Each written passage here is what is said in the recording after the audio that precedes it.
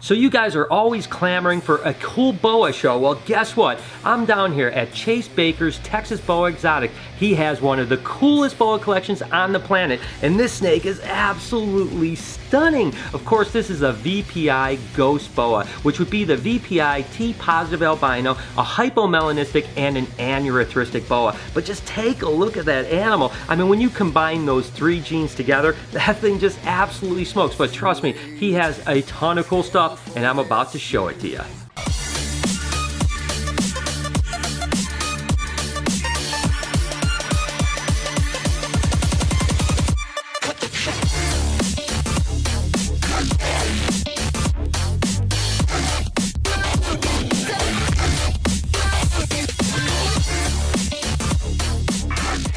I tell you what, I am smoked by this snake right now. This thing is crazy. This is actually a hypolabby or labyrinth, and it actually originated from Jeff Rodney from Boaphile, and it's actually a codominant mutation, and the super form will essentially almost look like a crystal ball python, and they're calling it a crystal. So it's kind of a blue-eyed Lucy in a way, but nevertheless, this is a crazy mutation. Now, there's been a lot of boa mutations over the last 20 years. This is one of the newer ones that's out, and this is the first time I've actually personally been able to see one in person, and I'm telling you what, I am absolutely smoked. When you put that hypo to the labby, holy cow, that animal is gorgeous. This one is going to have a great future.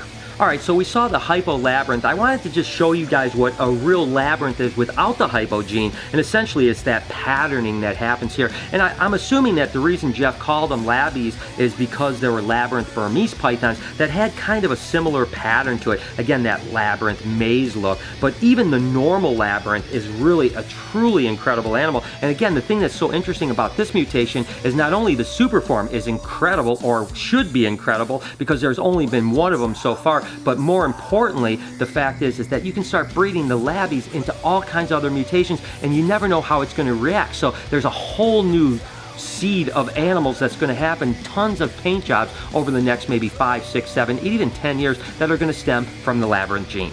Okay guys, this right here is basically the dream snake when it comes to a boa. I don't know, forever everyone always wanted a all-white leucistic boa constrictor, and this is basically it. This is actually the super form of a fire boa, and it's just solid white. And what's interesting, some of them actually start to get some freckles when they get older. I actually think it gives them a lot of character. So it's essentially a leucistic ball python, but it almost starts to look like a cow retic here and there, right? So regardless, Chase is one of the very few people that have actually been breeding these guys. So this is it. I mean, 10 years ago, this was the holy grail when it came to boa constrictors, and here I am holding it. Man, I tell you what, that is one awesome snake. So I showed you the white animal there. This is actually what the fire is. So again, it's a codominant mutation. So this would be the codominant. When you breed two of these together, you actually get the solid white snake. This guy's a little bit feisty, and typically boas are very rarely feisty like that. That's one of the things that makes them so incredible, is that they're really great animals, and really, when it comes to a pet snake, they're perfect. I always say, when you get into investment quality animals, what makes the best investment animal is also something that is going to be really easy and fun to keep. If an animal is too difficult to keep, it's going to be hard to keep a market value. Boa constrictors have been really amazing animals for ever since the start of keeping reptiles. This guy's a little feisty, but hey, listen, he's still a gorgeous animal, and again, this is the key to the all-white boa. Okay, so one of the things that goes on with the fire gene, much like a lot of codominant, say, in ball pythons, is that you'll get a little bit of distortion of patterning when you breed them into other things. This just happens to be a hypo fire, and it's just really, I mean, take a look at this crazy patterning here. It almost looks like those scoria boas where they have no patterning on the top and just kind of some striping down the sides. I mean, the fire gene really makes a lot of different impressions with other mutations. So again, much like the labyrinth gene, once you start breeding into more and more animals, you're going to start to see more and more variation. So not only does it produce a beautiful white snake, but it also produces some beautiful combinations just like this hypo fire. I'm here with Chase Baker, of course, from Texas Boa Exotics, and he's been so kind to bring us in and let us show this amazing collection. Chase, what got you started? I mean, why snakes, and And were boas your first love, or what was that all about? I started out with some corn snakes, and then from there it just went. I've seen the first albino boa inside of a pet shop, and then after that I got with a buddy of mine named Brad Willoughby, and from there he just taught me all the different genetics and stuff like that, and then expanded off into this. So did you start, I mean, you had corn snakes, but then was boas your next love before you moved on to pythons? So I did corns, and then I kept a couple ball pythons in between, then I completely got rid of them. And then I got into boas full time and just started messing with boas, built up a good collection of them, learned how to breed them very well, and then I started getting the ball pythons again from there and started to grow a collection of those as well. Take me through the process of, like, you know, the first boas. I mean, did you just jump right in, or did you start slow? Honestly, I kind of jumped right in. I seen the first albino and I was just instantly, I have to make those. So I went and bought an albino male and a het albino female, and I just want to make an entire litter of those. And that was in probably 2006 or 2007. And ever since then, it's just been growing. Tell me about your Samboa obsession. You know, so honestly, the first time I ever got a Can Samboa was me and my girlfriend and drove all the way up to like an hour away to go pick up one, and ever since then I've just had a massive, I don't know, love for them, I guess. Yeah. Just I can't stop thinking about them. I always wanted to work with them. I remember seeing the first litter of just the little babies that are just, you know, the size of a penny, and I want to make a ton of those. I know, they're super, super cool. Is there another, I mean, so you've got boa constrictors, you've got ball pythons, now you've got Kenyan Samboa. Is there another species, or are you capped? I mean, Carpet pythons. Carpet pythons. I really enjoy them. Small scale, nothing crazy, just a handful of really cool morphs I enjoy working with. I love the ghost jaguar stuff and stuff like that, so that's going to be my goal, to go with that stuff. This is another example of the fire gene mixed into other mutations. This would be a motley fire, which again, the motley gene is a co-dominant animal, and the super form is completely patternless, but it looks completely different once it's in that fire gene. I mean, the orange that's coming through this animal is ridiculous. I mean, you don't see that with a normal motley, so the fire gene really makes a lot of changes, and not only with what we saw with the hypo, but certainly with the motley, and I'm sure it'll be the same thing with a lot of other mutations too, but regardless, it's a little bit of a squirrely animal, but it sure is beautiful. You know, I tell you what, boas to me are always amazing, but for whatever reason, I always have that one mutation that I really, really like, and the motley gene happens to be it for me. I mean, whether it's a sunglow motley, an albino motley, or in this case, it's an anery motley. Now, the anery is actually lacking the red pigment, and it makes it just kind of that more silver color, and takes all the yellows out and so on like that, and it really cleans it up a tremendous amount. So again, this is an anery motley. The anery is a recessive mutation, and the motley is a co-dominant mutation, but that just makes for one gorgeous animal. One of the things I really love is showing off new projects that are kind of fresh still. The fire's been around a little while, but it's still pretty fresh, and of course the labyrinths are something that's really new. Well, this is another project that's really cool, and this is the Marin project. Now, I've worked with the blood boas, which are the Central American ones. This is a similar mutation than that, so this is a co-dominant, and you can see it's just a lot more pink. The pattern's a little bit goofy, but when you breed them together and get the super form, you essentially get something that looks really similar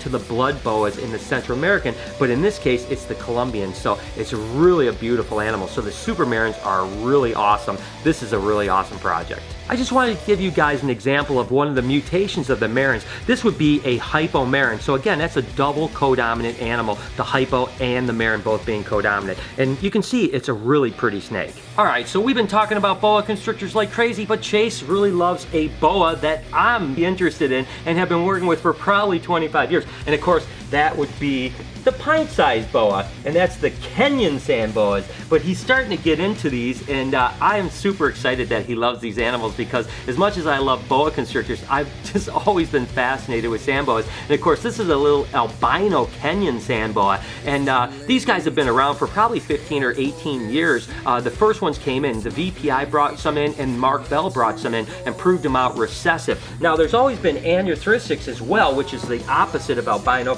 and they're lacking the yellow and red pigment, but when you breed the Anuthristic and the albino together, you get the snow boas, the snow Samboas. So this is the double recessive mutation. Now, just to give you an idea, what that means is that if you bred an albino and you bred an Anuthristic, you're going to produce normal looking babies that would be double heterozygous for both Anuthristic and albino, and the double recessive mutation, of course, is the snow boa, and it's a 9:3:3:1 ratio, which basically just means that out of 16 babies, only one of them on average is going to be the snow boa. So you can see why it's a little bit rare, and once you get it, it will breed true. So if you breed two snow boas together, you'll produce all snow sand boas, or if you breed a snow sand boa to an albino het for snow, you'll get half and so on like that.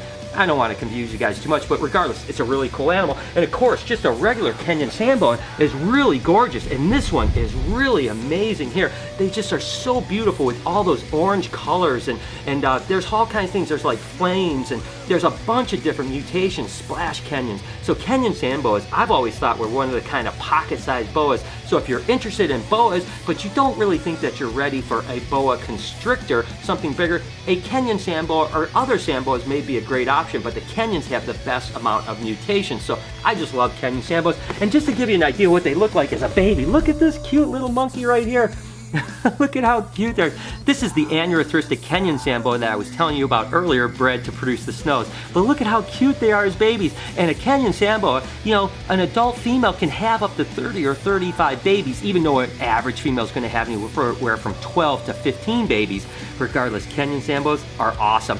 Let's move on to a couple ball pythons. Just like with the boas, Chase is really doing some amazing things with ball pythons. And this is a mutation that hardly anyone is working with, and it's really interesting. It's called the atomic gene. Now, what's interesting about the atomic gene is that it's a recessive mutation, but it actually splits up things like different mutations. So essentially, it's a recessive paradoxing type of an animal. So if you had a spider atomic, you would essentially have an animal that was partially spider and partially normal, and it would go the same way if it was a pinstripe or an albino or whatever the case may be. So you can actually make a genetic paradoxing animal. And the atomic is really the only one in ball pythons that is genetically paradoxed. We see stuff like the party ball python and other ball pythons that are really interesting, but they're one-off, so you can't reproduce them. They're really awesome looking, but it's just one animal. This is the key to making more of that paradoxing where it's actually genetic. So the atomic gene is definitely a big up-and-comer, and I can't wait to see what Chase is going to do with it. So I wanted to show you an example of a paradoxing animal when we were talking about the atomic. This would be a paradox banana, and again, what it basically does is some of that normal pattern just kind of breaks through. Normally, a banana would just look like this, or a coral glow would look just like this, but of course the paradoxing, you have that normal color breaking through that makes it so incredible. But sadly, this wouldn't be reproducible in this form, most likely, unless some new mutation just popped up. But with the atomic gene, you can actually make stuff like this. Nevertheless, even if this isn't reproducible, this is a great animal to have because it is absolutely breathtaking. But there's another animal that's really breathtaking here as well, and that would be a cinnamon nuclear spinner. So the cinnamon gene is codominant. Then of course you have the fire and lesser or butter gene that's codominant, and then you also have a pinstripe and a spider that's incomplete dominant. So this is a 5-bang animal, but man, that thing is absolutely gorgeous. And lastly, when it comes to ball pythons, I want to show you a project that Chase is really excited about, and I'm certainly excited about for him. This is actually a kingspin, which would be a lesser spider pinstripe, but it's also a scaleless head female, and she is about to be gravid. She's got really big follicles, and she's going to ovulate really soon. I believe there's 7 or 8 eggs in there, and it's bred to a fire scaleless head. So his odds are that he's going to produce maybe a couple scaleless animals, fully scaleless animals, and then there could be a whole host of mutations, anywhere from fire to spider to pinstripe to lesser and combinations thereof. So that's a really beautiful clutch. I tell you, I love the scaleless stuff, and I can't wait to see what this girl potentially produces. So guys, I tell you what, it's been amazing to spend time with Chase and all his crazy cool animals. I hope you guys have enjoyed it. Before I say goodbye to him, I certainly want you guys to go down in the description and follow all his social media, his website, anything else that you possibly can do. He's a great guy. If you're looking for animals like boas or even ball pythons, he's certainly got an amazing collection. I can vouch for the incredible animals here. So give him a follow for me, please. Is there something next, or